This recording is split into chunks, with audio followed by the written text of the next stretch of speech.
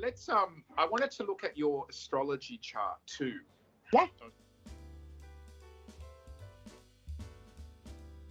What I can do is I can create your chart using cards as well, just to give us a visual. So I'm just looking at your astrology, your natal chart. Okay. Mm-hmm. And I noticed that you have Neptune on the ascendant.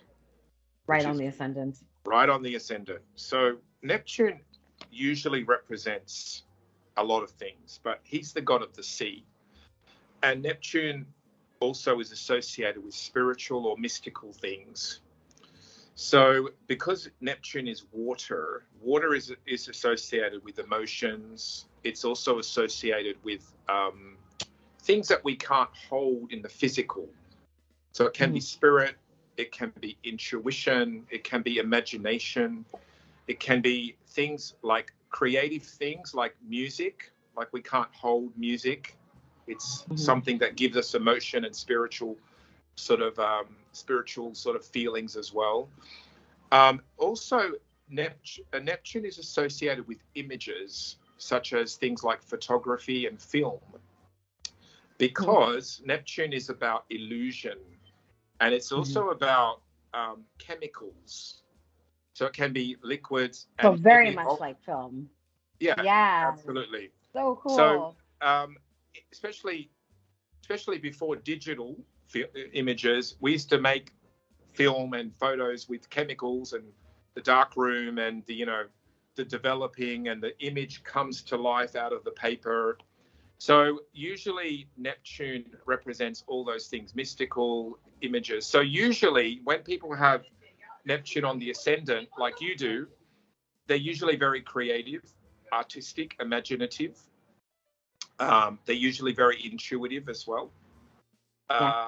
Probably the negative side could possibly be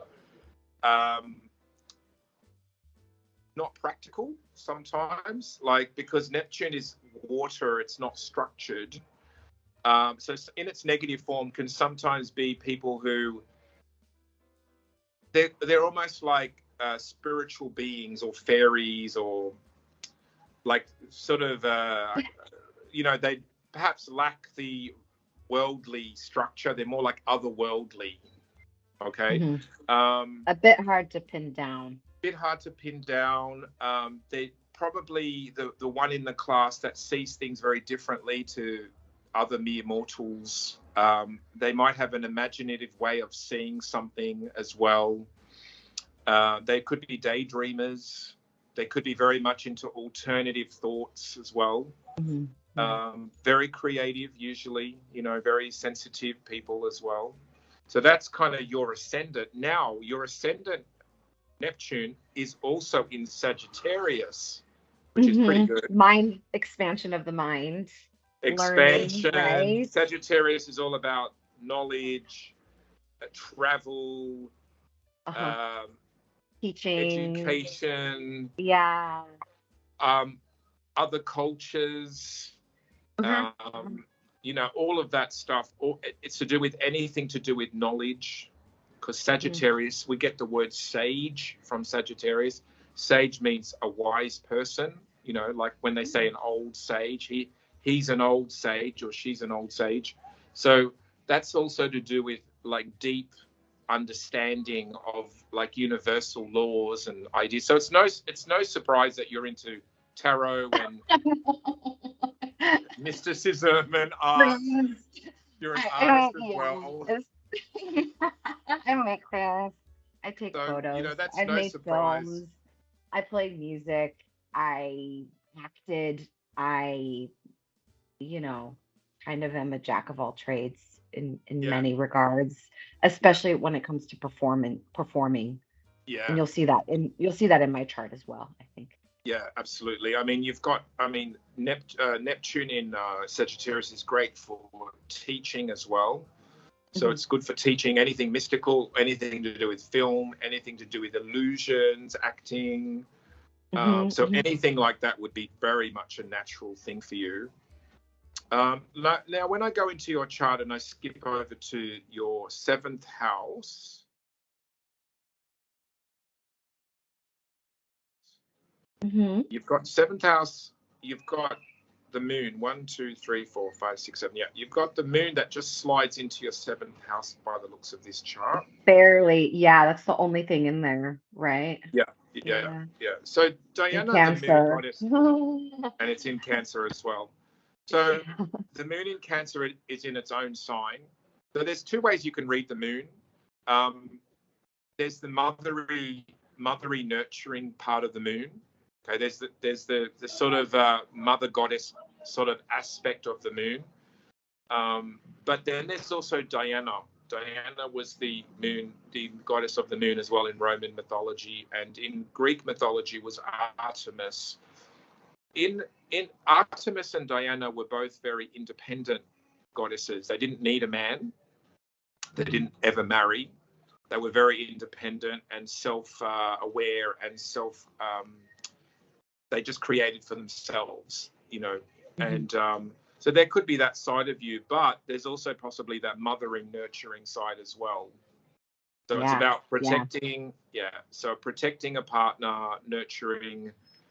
So I think perhaps you have both of them. Perhaps you go from the nurturing and then you also go to the independent, goddess as well. So you may exhibit both. In Babylonian mythology, the moon was actually a male. His name was Sin or Suen, Hmm. and he was also the god of wisdom. So he was the god that understood the moon phases, esoteric things as well. He was the god of wisdom. So in his Sumerian name, it was Nana, the moon. Hmm. So and it was a male. Interestingly, that the moon god was a That's male. so interesting. Yeah, yeah, yeah. So now, if I go back to your Neptune, in Sumerian, Neptune was associated with Enki, the god of water. And he was also the god of wisdom too. And Enki Hmm. helped human beings, and he really loved humans. And some of the other gods were indifferent to humans, but Enki really loved them. So he's a humanitarian as well. So he helped human beings invent things like farming and how to grow crops, things like that. So there's another emphasis of this sort of teacher, Hmm. humanitarian. Sagittarius Hmm. also has that vibe too, because Sagittarius is about, the other ruler of Sagittarius was Jupiter, but also was Chiron, and Chiron was the wounded healer. So Yeah. so there's a real strong emphasis of you having a real kind of healing quality to you as well, about general, but also in relationships. I Hmm. think probably in relationship, the thing I would warn you about is sacrificing yourself for a partner. That's the kind of downside of the moon, the female mothery aspect of the moon. Sometimes mothering somebody or nurturing them and then ending up being kind of more like a mother energy. Okay. Yeah. So right beside the moon, or pretty close to it, you have Jupiter. You have Yeah. Jupiter and the moon in Cancer. Uh-huh. Um, yeah.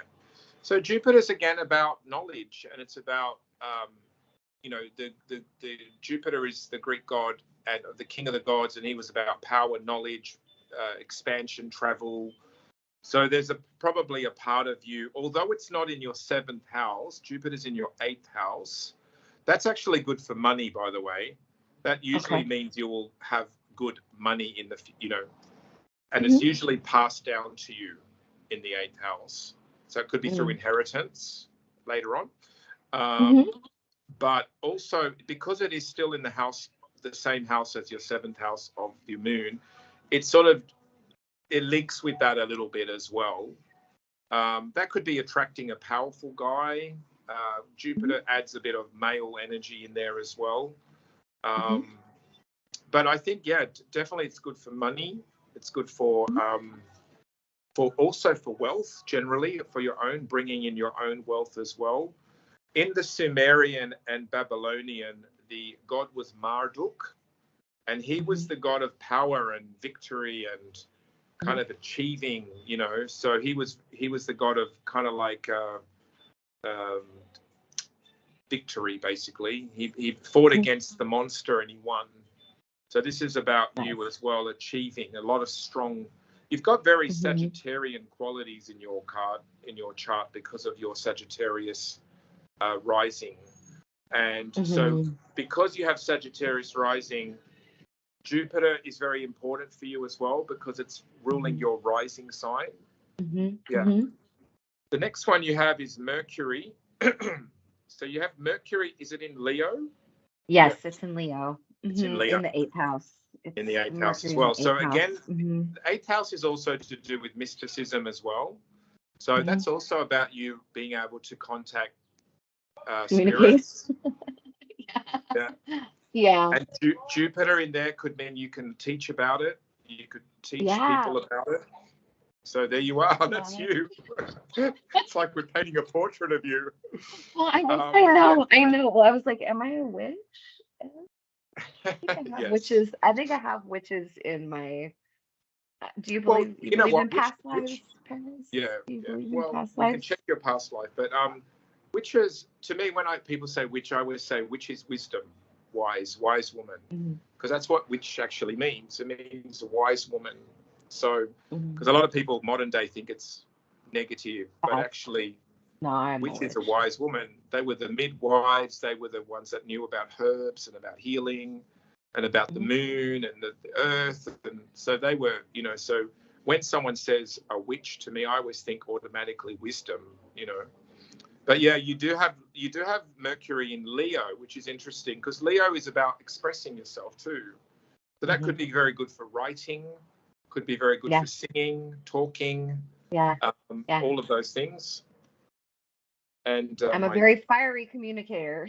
Yes, passionate. Now, interesting thing. You have Mercury. If you notice in your chart, Mercury is behind your sun.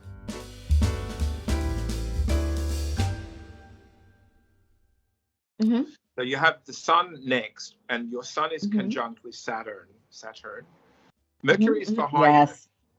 Usually when Mercury is behind, it usually means expressing yourself is a challenge for you still. Even though you are good at it, even though you may have the Leo fire about it, but because it's behind, sometimes it means that you may doubt or you may second guess yourself. Or you may people don't see that, but I feel it. For sure. Yeah. Sometimes it could be about foot and mouth disease, like saying something and it comes out wrong, or you didn't mean it quite the way it landed. Because Mercury is behind. Because Mercury is behind your sun. That's what tends to happen in people's charts. When it's before the sun, usually means your communication is much more effective, say, in some ways. But because it's behind, it can sometimes give you that doubt. Now, the Sumerian god that's associated with Mercury is Nabu, and Nabu was the god of communication. So it was and he was the scribe. So writing, talking, giving messages, all of that. Now you have the sun next. Your sun is in Virgo. See, even your sun and Mercury in different signs. So that also adds to that slight uncertainty on how maybe you express yourself. It could just be self-doubt or wanting to say things perfectly.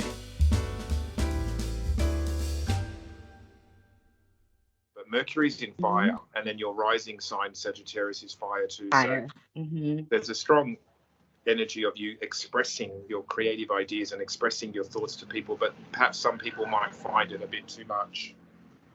I'm very intense. People don't like me. Now, interestingly, you have the sun in Virgo, and it's right conjunct with Saturn. Now, reading the astrology the Western way, Saturn would be seen as a detriment on your sun, because Saturn tends to be a bit of a moody, dark, and dark. Difficult. So it could manifest that you're hard on yourself, okay, and perfectionist. Already, and especially Virgo. especially in Virgo, right? However, a good side of Saturn conjunct Moon could be very powerful, structured, organized, you know, what you're kind of wanting to work towards, determined, ambitious. It is in your 9th house, which is very strongly right up at the top. Right up yeah, at it's the at the top. It's at the top, and it's in the 9th house, which is all about education, all about wanting to teach, all about wanting. So that could be very good for a person. That's the house of Sagittarius, right? That's Is the that house of Sagittarius, 9th house. Exactly. Yeah, it's in the 9th house, ruled by Sagittarius, but yours is in Virgo.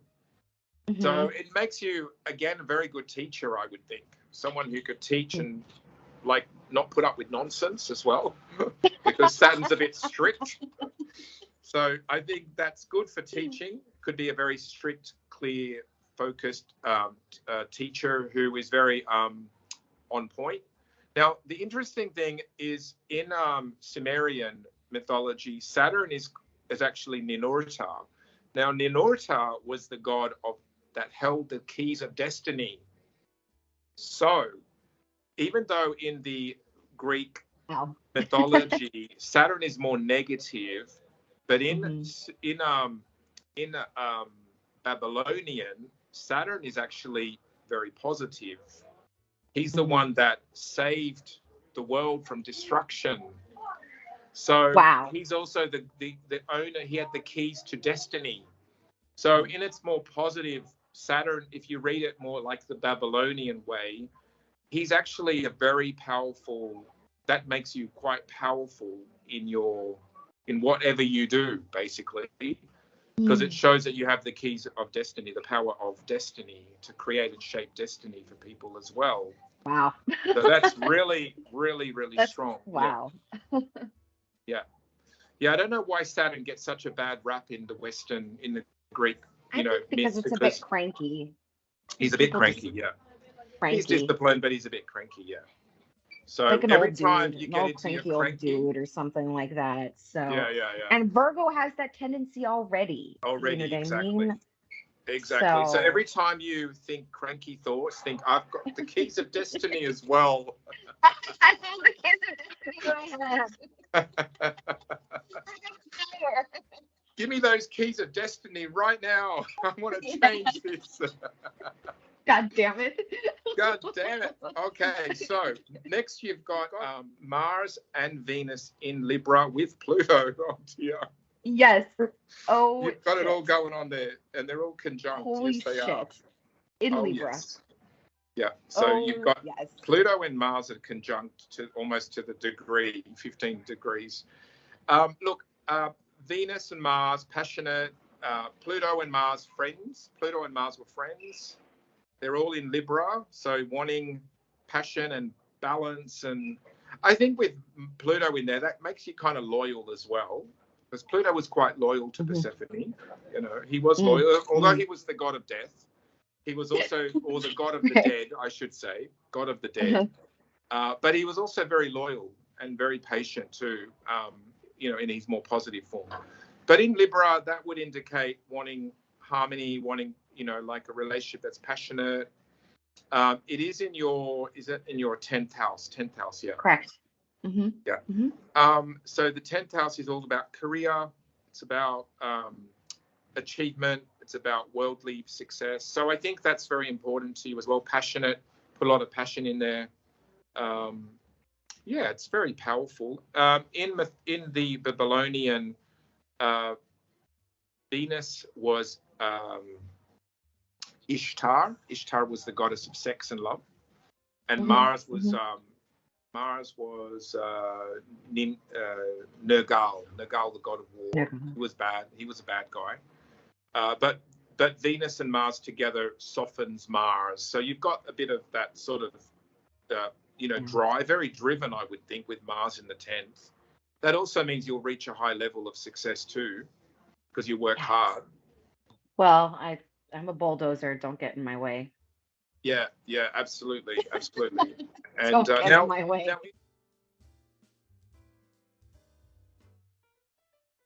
So there you go. It's really cool. So all three of those planets were all lined up. Yeah, they're all together. Oh my gosh, thank you, Paris. That was Oh really yeah. lovely. Now just one more thing. Pluto, the Sumerian god, the Sumerian goddess of the underworld was Ereshkigal, which was a goddess, not a god. She was the goddess of the underworld, and so Pluto has that. It's a bit like Pluto, Ereshkigal represent death, but they also represent resource, because in the underworld there's diamonds, there's gold, there's treasure. There's things that are valuable deep down in the earth. So this also means that you have a lot of resources within yourself as well, and you bring that to your career and your relationships, especially with your working relationships as well. Yeah, so it means you have a lot of value, and you are valuable in your career and in your talents as well. Well, I just try to get my knowledge in order. Yeah, it's very good. It's actually quite a nice chart, actually, overall. Uranus in Scorpio is in your 11th. Again, that's got a very humanitarian vibe to it. 11th house is about society and wanting society to run well for everybody. Uranus is about technology, understanding. It's about knowledge. It's about reaching people through mass, could be like through the internet or electronical ways, especially through technology, basically. Scorpio, again, would indicate very deep. You've got Uranus in Scorpio, which is kind of like the deep side of you. Possibly it's a deep-seated desire for you to have the world, humanity work for everybody. The Babylonian god associated with Uranus is Enlil, the god of the sky. He was also the god of power and leadership as well. So I think there's a deep entrenched desire, to give back to the world, really, through your work and everything. But even though you have that strong ambition and the strong teaching, there's a real desire, I think, for you to make the world a better place. I mean, I know that sounds a bit corny, but that's kind of what it is. It's really like, at the end of the day, money's great, success is great, but I think wanting to give to, No, that's how I feel. Yeah. That's why you do what you do, actually, probably, because you do have this very kind of teacher, mentor, spiritual vibe in your cards too. A bit of magic too. I think Neptune in Sagittarius is magical, magical person. So that's good. You can create magic for people as well. Okay. Pretty good. You, yeah, it's pretty nice. Nice chart.